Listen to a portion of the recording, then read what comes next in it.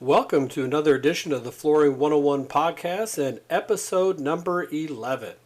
I'm Jason Jabara, and I've spent the last 25 years in the retail flooring business, the last 10 as CEO of Jabara's Carpet Outlet, located in Wichita, Kansas. We are a single store operation, but are one of the largest independent retailers in the United States. So if you're in the retail flooring business and experiencing issues or are thinking about getting into the retail flooring business, then this podcast is for you. And as always, it is absolutely free.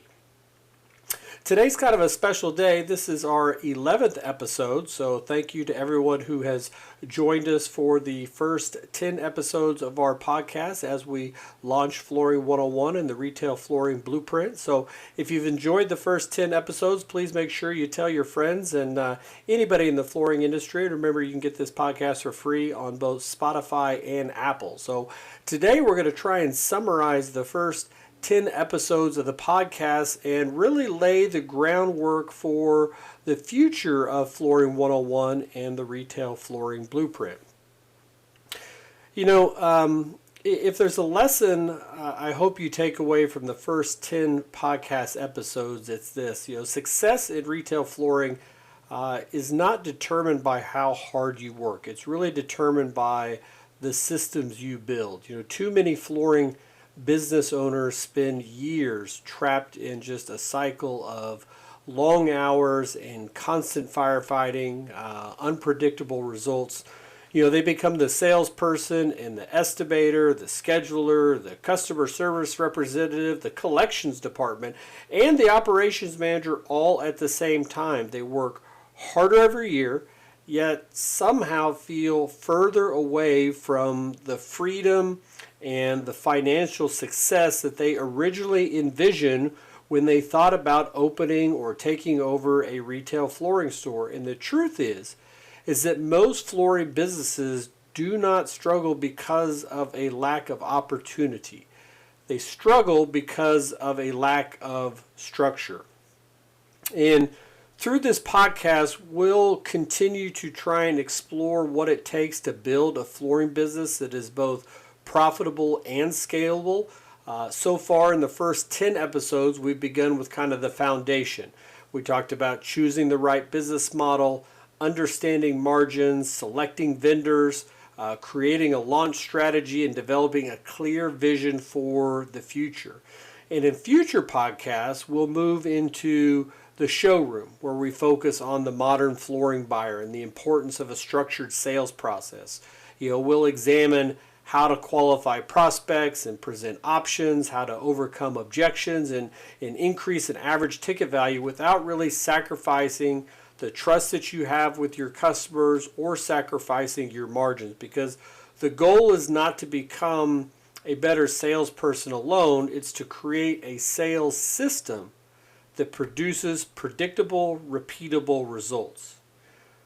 From there, we'll kind of shift our attention to operations and profit control. This is where many flooring businesses either thrive or fail. We'll discuss workflow mapping and inventory management, vendor relationships, installation coordination, error prevention, job costing, cash flow management, and really the creation of how to create standard operating procedures. And these aren't glamorous topics, and for each one we'll get more in depth on individual podcasts, but they are really the foundation of profitability. The businesses that consistently outperform their competitors are rarely the ones with the most talent. They're generally the ones with the best processes, written processes, repeatable processes, standard operating procedures that are in place. These successful businesses understand that every mistake avoided, every callback prevented, every margin that you protect contributes directly to your business's long-term success, and it's vital for that long-term success. After operations and profit control in future podcasts, marketing is probably going to be the next pillar of growth that we would get into. In today's market, simply being good at what you do is probably not enough. Customers have to be able to find you and trust you and choose you before they ever even walk through your doors. And because of that, you've got to have your marketing plan set and be ready to push forward as a business. So we're going to try and explore things like local SEO, Google business optimization, review generation, paid advertising. There's a variety of different referral systems out there, partnerships, the vast social media landscape, and the advent of AI and artificial intelligence, and how you can use that to your advantages and avoiding the pitfalls, and then just some different promotional strategies that will drive leads to your business, again, without destroying your margins. Because the objective is never to create random traffic.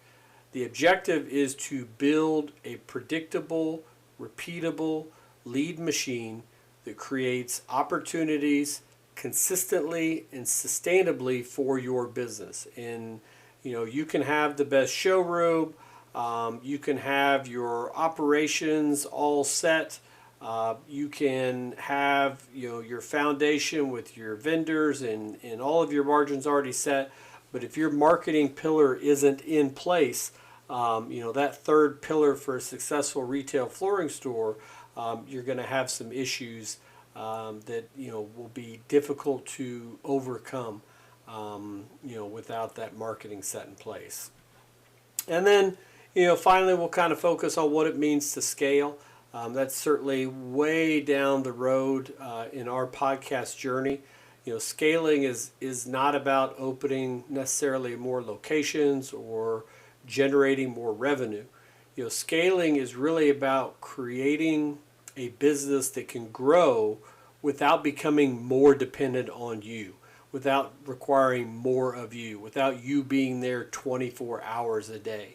We'll cover things like hiring, compensation plans, leadership systems, a variety of different KPIs that you should be tracking or that you could be tracking in your business, different management layers and how that hierarchy might look in your business depending upon what type of retail flooring store you've designed and are trying to emulate. And certainly you can look at multi-store expansion and some different logistics strategies and really how to evaluate your business. And at every stage of that scalability, the message remains the same. Build systems that allow the business to operate independently of the owner. And that doesn't mean that you're not there. It just means that you don't always have to be there, because the ultimate goal is not to create another job for yourself. The goal is to create an asset, your business, that can operate independently of you being there. Now, it may work better while you are there, but it should be able to function just fine if you are not there, or if you are not there all of the time. So it's kind of a really broad kind of roadmap of where we see this podcast going in the future. Talking about scalability and talking about marketing and talking about profit controls and where the businesses, the retail flooring businesses, can either thrive or fail. And just building a flooring business that's profitable, scalable, and things like that. So, that's kind of where we see this podcast going. The flooring industry, by and large, offers tremendous opportunity. Every day, homeowners invest in their homes, and businesses renovate their spaces, and communities will continue to grow. So that demand for flooring will always exist. The question is whether your business, either the one that you've purchased, the one that you've taken over, the one that you are creating, the question is whether your business is really prepared to capture that opportunity profitably and consistently. The companies that win are not necessarily the largest or the oldest or not even necessarily the most talented, but they are the most disciplined. They understand their numbers and they follow their processes. They protect their margins. They invest in their people. And most importantly, they commit to continuous improvement. You can make mistakes as you move forward, but you always have to be moving forward. Because remember, no business is going to become great overnight. Systems are built one process at a time. It's a building block. It's a chain. Culture is built one hire at a time. It doesn't take place overnight. Reputation is built one customer at a time. Growth is built one decision at a time.